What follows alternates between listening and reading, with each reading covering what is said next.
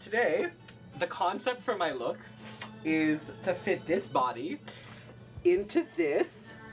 So, we're gonna see how that goes. Okay. Okay, hey! Oh, that's my penis. Okay, that's it. Okay.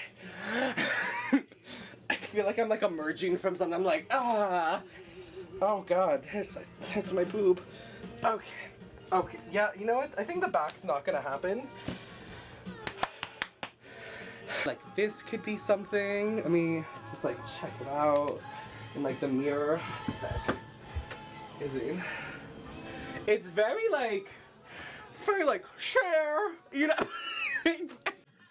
We're like that's alright. Like, I'm expecting a good atmosphere, like a lot of people just coming together to kind of be different, you know? Yeah.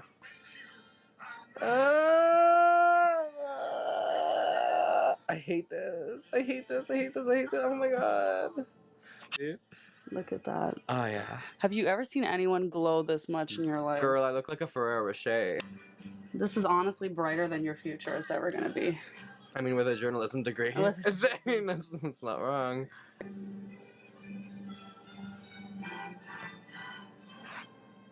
You look amazing. Oh my god. Look at that. Give me a front.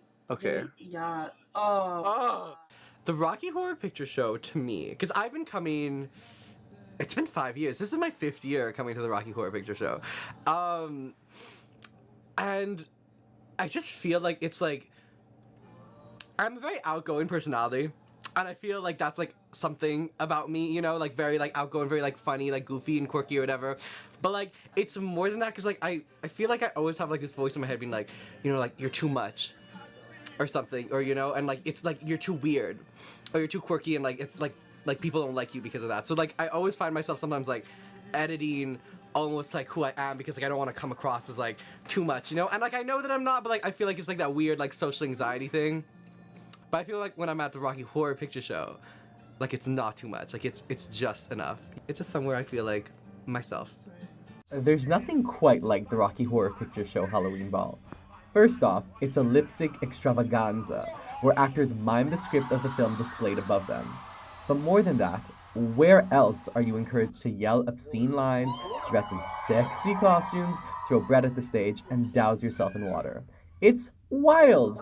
And the best part is knowing that you're not alone. That there are hundreds of other people around you who are just as freaky and weird and excited as you. We're like one big, happy cult. If the cult was devoted to Tim Curry's eyebrows or electric dildos.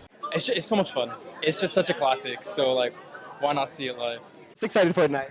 I'm excited to see the costume contest. It's like the energy. It's so fun, and especially on Halloween, it's spooky. All the bulges and the titties. There's a whole lot of reasons to love the Rocky Horror Picture Show. Enough for people to keep coming back for more, year after year.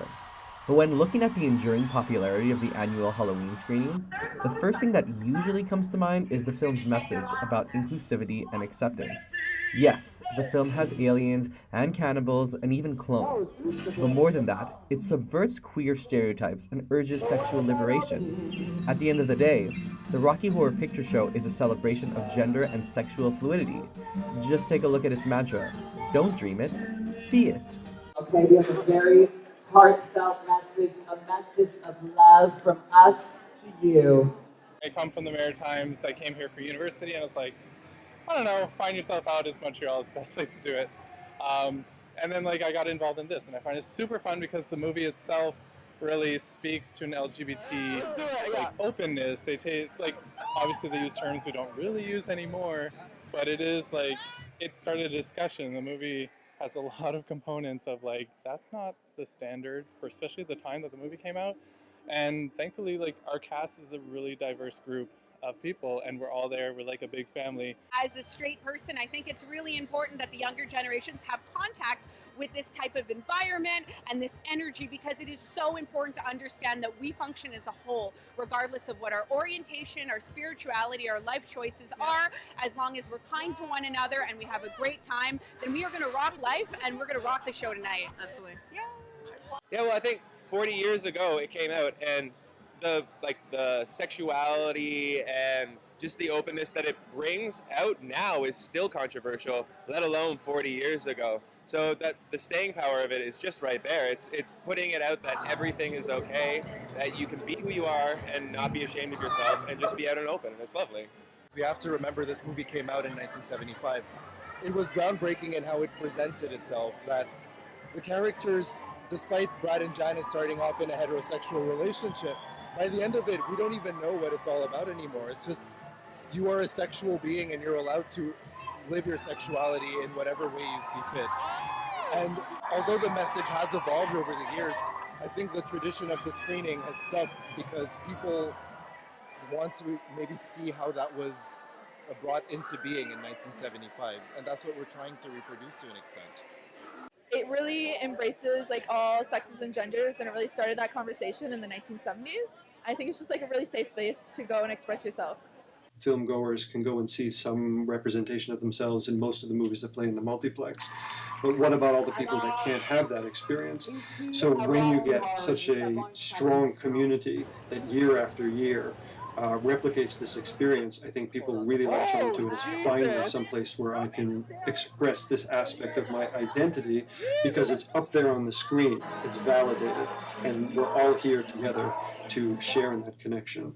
Whether it's in what you wear, whether it's in how you act around other people, or how you wish to present yourself to others, you want to create a space where it doesn't matter who you fucking are, come into the space and you exist as you are, and partake as part of this show, as part of this family that is the Rocky Horror community, and just be who you are. Yeah. Blonde hair and tan. I'm just a sweet transvestite. And then there's the soundtrack. The Rocky Horror Picture Show is part musical, part comedy, part horror film, and part early science fiction. All of these elements and genres come together on the film's soundtrack, creating a score that is unlike anything I've ever heard. I really like the songs. But honestly, the movie's like, okay, sure, it's a movie. But like, it's so interesting, it's so weird, it makes no sense. And like, the songs are super fun. Like, they really get the music going, the sound, like, It's more theatrical, and it is a musical. That's a huge part of the appeal as well. I'm sure a lot of people go because they're fans of musicals, and you have really rousing musical numbers, and to be in a room full of people that know all the words and belting them out, right? That's something that I think a lot of people would connect with. Montreal boasts the largest and most popular Rocky Horror event in North America, which is pretty impressive given the film's status as a cult phenomenon. There's no single reason why the Rocky Horror Picture Show resonates so much amongst Montrealers. It seems more of a combination of things. The city's tolerant political inclinations, its reputable nightlife, and its penchant for the arts. Regardless, it seems like Montreal and Rocky are a match made in heaven. oh, Montreal? I don't know. Montreal's not known for anything, but I think, well, Montreal's known definitely as like a party city. People are always like, well, you hear the Americans come up because they're not legal in the States yet. They're like, oh, I'm going to Montreal. Whereas Montreal people are like, woo, Rocky Horror, let's have fun. It's just like generally we attract people who like to have fun in Montreal. And it's like a nice city, it's walkable, it's more liberal, it's like way out there, people like having fun here, so I think that's it. I don't know, I think it's a very open city and like a very community-based city, and there's so much art going on in Montreal. That's the reason why I live in Montreal, it's because there's so much art and community, and Rocky is a huge like microcosm of that, you know? It's amazing. The period in the 60s when people started abandoning religion, like there's a church on every corner, but after the 1960s, there was also a strip club right next to it, right? So you got a church, strip club every corner, people are sort of abandoning one space and moving into the other. And so this kind of sexual liberation and tolerance, too. One of the things we talked about last week in class is like when movies are rated, you know, like how old do you have to be to go and see what? Quebec has the lowest age of entry for across North America, and it looks like even parts of Europe. There's just more of a sense that these kinds of things are not only tolerated but celebrated where they might be actively repressed in other parts of the world. So there's many reasons for that, but because those things have been going on in Montreal for so long, it invites that kind of thing. And the drinking age is younger also. Right? So if you come in from Ontario and you're 18 and you can party on Halloween and you're allowed to drink and you're allowed to go to the Rocky Horror Picture Show and you're allowed to see stuff that in your home province you'd need an adult to accompany you and things like that, this is the place to do it in North America. The end of the Halloween ball is always bittersweet. I've been going for 5 years, and it's never easy to say goodbye.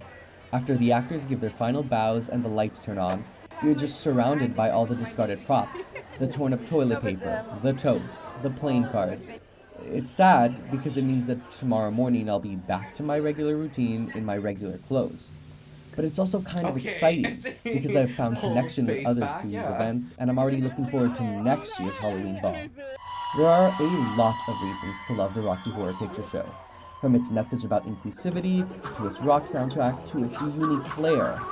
But what's most important is that 40 years since its original release, the film is still inspiring people to be themselves. Don't dream it, be it. Right?